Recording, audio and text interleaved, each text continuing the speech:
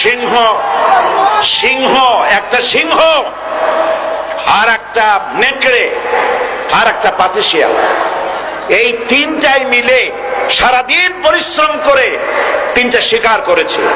একটি খরগোশ, একটি হরিণ, আর একটা বড় গরু। সিংহ বলছে আমি পরিশ্রম করে আমরা তিনজনে শিকার করছি, কিন্তু আমার নিয়ম হলো বিচার ব্যবস্থা না করিয়া, ভাগ না করিয়া খাওয়া আমি পছন্দ করি না।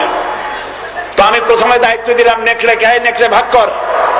নেকড়ে বললো মহারাজ এটা ভাগ করার কি আছে, ওই খরগোশটা বেটা পাতিশিয়াল খাক, হরিণটা আমি খাই, যেহেতু আপনার দেহ বড়, আপনি মহারাজ, আপনি গরুটা খান।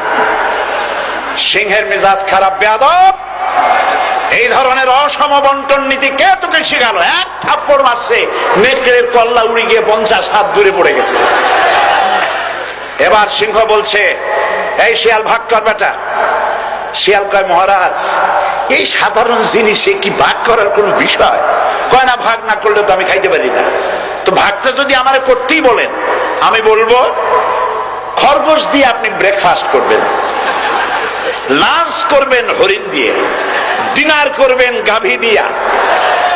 মহারাজ খুব খুশি, হ্যাঁ রে শিয়াল রে, এত সুন্দর ইনসাফ ভিত্তিক বন্টন নীতি কে তোরে শিখাল রে? কয়েছে একটু আগে যে কল্লা দিয়া গেল ওই আবার শিখায় গেছে। কাজী ধর্মভিত্তিক রাজনীতি নিষিদ্ধ করতে গিয়ে ফেরাউন আর নমরুদ যে শিক্ষা পেয়েছে তার থেকে শিক্ষা গ্রহণ করুন। আগুন নিয়ে খেলবেন না, বরদাস্ত করবে না বাংলাদেশের 16 কোটি মানুষ।